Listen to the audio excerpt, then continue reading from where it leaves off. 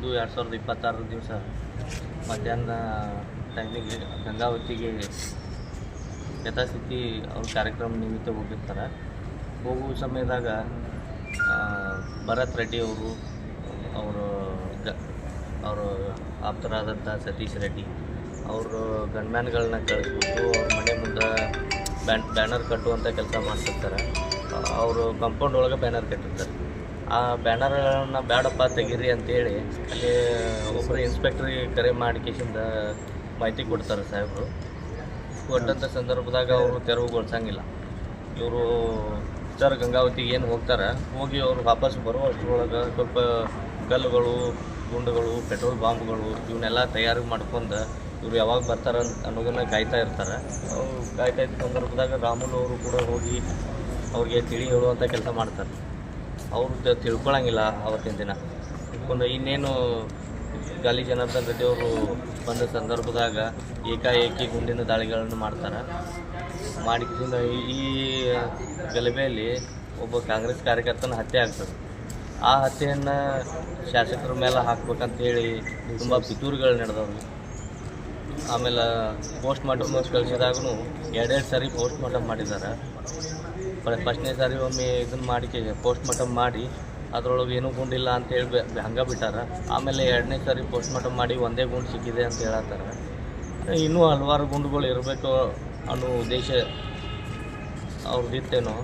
ಆಮೇಲೆ ಅವೇನು ಸತ್ತಂಥ ಮೃತ ವ್ಯಕ್ತಿ ಅದಾನಲ್ಲ, ಅವರ ಸಂಪ್ರದಾಯದ ಪ್ರಕಾರ ಅವನ್ನ ಹೂಳಬೇಕಾಗಿತ್ತು. ಅವ್ರ ಮನೆಯವರೆಲ್ಲ ಒತ್ತಾಯ ಮಾಡಿ ಇಲ್ಲ ಹೂಡ್ರಿ ಅಂತಂದರು. ಅವ್ರಿಗೆ ಧಮಕಿ ಹಾಕೋದ್ರ ಮೂಲಕ ಇಲ್ಲ ಸುಟ್ಟ ಬಿಡೋನು ಅಂತ ಹೇಳಿ ಕೇಸಿಂದ ಒತ್ತಾಯದ ಮೇಲೆ ಅದನ್ನು ಸುಟ್ಟಾರೆ. ಇನ್ನೇನು ಮರು ಪರೀಕ್ಷೆ ಮಾಡ್ತಾರೆ, ಮತ್ತೆ ಹೊಳ್ಳಿ ಎಬ್ಬಿಸ್ತಾರೆ ಅನ್ನೋ ಉದ್ದೇಶ ಅವ್ರದ್ದೈತಿ. ಹೀಗಾಗಿ ಈಗ ಭರತ್ ರೆಡ್ಡಿ ಅವರು ಹಾಗೂ ಸತೀಶ್ ರೆಡ್ಡಿ ಅವರು ಗನ್ಮ್ಯಾನ್ಗಳನ್ನ ಆಲ್ರೆಡಿ ಬಂಧಿಸಿದ್ದಾರೆ.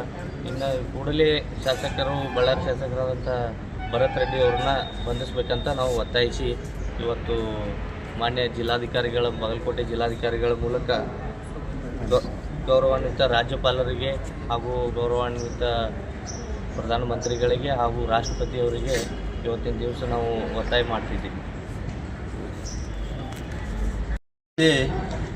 ಮೊನ್ನೆ ದಿನ ಏನು 1ನೇ ತಾರೀಕಿನ ದಿನ ನಡೆದತಕ್ಕಂಥ ಒಂದು ಘಟನೆ ಇದೇನಪ್ಪ ಅಂತಂದರೆ ಇಡೀ ರಾಜ್ಯ ತಲೆ ತಗ್ಗಿಸುವಂಥ ಒಂದು ಕೆಲಸವಾಗಿದೆ.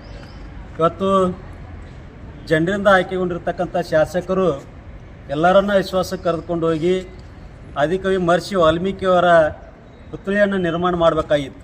ಅಲ್ಲಿ ಏನು ಮಾಡಾಕತ್ತಿದ್ದಾರಪ್ಪ ಅಂತಂತಂದ್ರೆ ಕೇವಲ ಆ ಒಂದು ಮೂರ್ತಿ ಅನಾವರಣ ಕಾರ್ಯಕ್ರಮ ಕಾಂಗ್ರೆಸ್ ಪಕ್ಷವನ್ನಾಗಿ ಏನಪ್ಪ ಅಂತಂದ್ರೆ ಅದನ್ನು ಮಾರ್ಪಡಿಸಿಕೊಂಡು ಈಗಾಗಲೇ ಅಲ್ಲಿ ಎಸ್ ಪಿ ಸರ್ಕಲ್ನಲ್ಲಿ ಆದಿಕವಿ ಮಹರ್ಷಿ ಅವರ ಪುತ್ಥಳಿ ಇತ್ತು.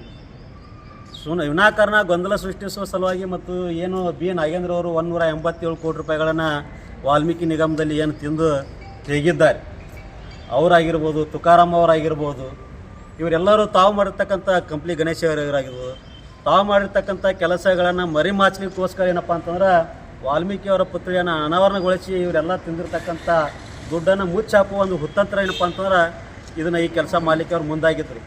ಅದೇನೇ ಇರಲಿ, ಬ್ಯಾನರ್ ಗಲಾಟೆ ವಿಷಯವಾಗಿ ಏನಪ್ಪ ಅಂತಂದ್ರೆ ಸನ್ಮಾನ್ಯ ಶ್ರೀಯುತ ಗಂಗಾವತಿ ಶಾಸಕರ ಮನೆಯ ಮುಂದೆ ಬಳ್ಳಾರಿಯ ನಿವಾಸದಲ್ಲಿ ಏನಪ್ಪ ಅಂತಂದ್ರೆ ಬ್ಯಾನರ್ ಕಟ್ಟುವ ವಿಚಾರವಾಗಿ ಏನು ಗೊಂದಲ ಸೃಷ್ಟಿಯಾಯಿತು. ಅದನ್ನು ಭಾಳ ಸಂಕ್ಷಿಪ್ತವಾಗಿ ಏನಪ್ಪ ಅಂತಂದ್ರೆ ಅದನ್ನು ಬಗೆಹರಿಸ್ಬೋದಾಗಿತ್ತು. ಆ ಒಂದು ಸಣ್ಣ ವಿಷಯವನ್ನು ಇಡೀ ರಾಜ್ಯಾದ್ಯಂತ ಏನಪ್ಪ ಅಂತಂದ್ರೆ ಬಿಂಬಿಸತಕ್ಕಂಥ ಕೆಲಸದಲ್ಲಿ ಪೊಲೀಸರು ಏನಪ್ಪ ಅಂತಂತಂದ್ರೆ ಅಲ್ಲಿ ಅಸಹಾಯಕರಾಗಿದ್ದಾರೆ. ಪೊಲೀಸರು ಅದನ್ನು ತಡೆಗಟ್ಟಿಕೊಂಡು ಪಕ್ಷಪಾತವಾಗಿ ಏನಪ್ಪ ಅಂದ್ರೆ ತನಿಖೆ ಮಾಡಿ ತಪ್ಪಿತಸ್ಥರಿಗೆ ಶಿಕ್ಷೆಯನ್ನು ಅವ್ರು ನೀಡ್ಬೋದಾಗಿತ್ತು. ಇಷ್ಟು ದಿನ ಇದನ್ನು 6-7 ದಿನಗಳ ಕಾಲ ಮುಂದುವರ್ಸ್ಕೊಂಬರುವಂಥ ಅವಶ್ಯಕತೆ ಇದ್ದಿದ್ದಿಲ್ಲ. ಆದ್ದರಿಂದ ಈಗೇನು ಸತೀಶ್ ರೆಡ್ಡಿ ಮತ್ತು ಅವರ ಆಪ್ತ ಸಹಾಯಕರಾಗಿರ್ತಕ್ಕಂಥ ಗನ್ಮ್ಯಾನ್ರು ಏನು ಬಂಧಿಸಿದ್ದಾರೆ, ಕೂಡಲೇ ರಾಜ್ಯ ಸರ್ಕಾರ ತಮ್ಮ ಪಕ್ಷದ ಶಾಸಕರನ್ನು ಏನಪ್ಪ ಅಂತಂದ್ರೆ ರಕ್ಷಿಸುವುದನ್ನು ಬಿಟ್ಟು ನ್ಯಾಯಕ್ಕೆ ಏನಪ್ಪ ಅಂತಂದರೆ ಬೆಲೆಯನ್ನು ತಂದು ಕೊಡಬೇಕು. ಅವರನ್ನು ನಾರಾ ಭರತ್ ರೆಡ್ಡಿ ಅವರನ್ನು ಬಂಧಿಸಿ ಅವ್ರಿಗೆ ಶಿಕ್ಷೆ ನೀಡಬೇಕು. ಈ ರಾಜ್ಯದಲ್ಲಿ ಏನಪ್ಪ ಅಂತಂದ್ರೆ ಶಾಂತಿ ಸುವ್ಯವಸ್ಥೆಯನ್ನು ಕಾಪಾಡ್ಕೊಂಡು ಹೋಗ್ಬೇಕು. ಎಲ್ಲ ಕಡೆ ಏನಪ್ಪ ಅಂತಂತಂದ್ರೆ ಶಾಂತಿಯನ್ನು ಇರ್ತಕ್ಕಂಥ ವಿಷಯಗಳನ್ನ ಆಗಿಂದಾಗ ಅದನ್ನು ಚೂಟ್ ಹಾಕಬೇಕು, ಭಾಳ ದಿನ ಬಿಡಬಾರ್ದು. ಇದರಿಂದ ನಮಗೆ ಏನು ಗೊತ್ತಾಗುತ್ತಪ್ಪ ಅಂತಂದ್ರೆ ಕಾಂಗ್ರೆಸ್ ಸರ್ಕಾರ ಗೃಹ ರಕ್ಷಕರು ಮತ್ತು ಗೃಹ ಇಲಾಖೆ ಏನಪ್ಪ ಅಂತಂತಂದ್ರೆ ಭಾಳ ಎಡವಾಕತ್ತೈತಿ. ಜಿ ಪರಮೇಶ್ವರ್ ಅವ್ರು ಏನಪ್ಪ ಅಂತಂದ್ರೆ ಭಾಳ ಕಠಿಣವಾಗಿರ್ತಕ್ಕಂಥ ನಿರ್ಧಾರಗಳನ್ನು ತೆಗೆದುಕೊಂಡು ಪೊಲೀಸ್ ಇಲಾಖೆ ಮೂಲಕ ಅಲ್ಲಿರ್ತಕ್ಕಂಥ ತಪ್ಪಿಸ್ತರನ್ನ ಬಂಧಿಸಿ ಅವ್ರಿಗೆ ಶಿಕ್ಷೆಯನ್ನು ಕೊಡಿಸ್ಬೋದಾಗಿತ್ತು. ಈ ಮೃತಪಟ್ಟಿರ್ತಕ್ಕಂಥ ವ್ಯಕ್ತಿನ ಎರಡೆರಡು ಸಲ ಏನಪ್ಪ ಅಂತಂತಂದ್ರೆ ಸೇವಾ ಪರೀಕ್ಷೆ ಮಾಡಿದ್ದು ನಾವು ಎಲ್ಲಿ ನೋಡಿಲ್ಲ. ಏನು ಅವಶ್ಯಕತೆ ಇತ್ತು? ತಾವು ಮಾಡಿರ್ತಕ್ಕಂಥ ತಪ್ಪನ್ನು ಮುಚ್ಚಿ ಹಾಕಿಕೊಳ್ಳೋಕ್ಕೋಸ್ಕರ ಏನಪ್ಪ ಅಂತಂತಂದ್ರೆ ಎರಡೆರಡು ಬಾರಿ ಏನಪ್ಪ ಅಂತಂದ್ರೆ ಪರೀಕ್ಷೆಗೆ ಇವರು ಮುಂದಾಗ್ತಾ ಇದ್ದಾರೆ. ಇದನ್ನು ನಿಲ್ಲಿಸಬೇಕು. ನೀವು 10 ಸಲ ಸೇವಾ ಪರೀಕ್ಷೆ ಮಾಡಿದರೂ ಕೂಡ ತಪ್ಪು ಯಾವತ್ತೂ ಏನಪ್ಪ ಅಂತಂತಂದ್ರೆ ಯಾರು ಮಾಡಿದ್ದಾರೆ ಅನ್ನೋದು ಇಡೀ ರಾಜ್ಯದ ಜನರ ಮುಂದೆ ಇವತ್ತೇನಪ್ಪ ಅಂತಂತಂದ್ರೆ ಪ್ರಸಾರಗೊಂಡೈತಿ. ಆದ್ದರಿಂದ ಈ ಕೂಡಲೇ ಏನಪ್ಪ ಅಂತಂತಂದ್ರೆ ರಾಜ್ಯ ಸರ್ಕಾರ ನಾರಾ ಭರತ್ ರೆಡ್ಡಿ ಅವರನ್ನು ಬಂಧಿಸಿ ಏನು ಆ ಕೊಲೆಗೊಳಪಟ್ಟಿರ್ತಕ್ಕಂಥ ಆ ವ್ಯಕ್ತಿಯ ಕುಟುಂಬದವರಿಗೆ ಏನಪ್ಪ ಅಂತಂತಾರೆ ನ್ಯಾಯವನ್ನು ತೋರಿಸ್ಕೊಡ್ಬೇಕಂತೇಳಿ ಇವತ್ತು ನಾವಿಲ್ಲಿ ಆಗ್ರಹ ಮಾಡ್ತಾ ಇದ್ದೀವಿ.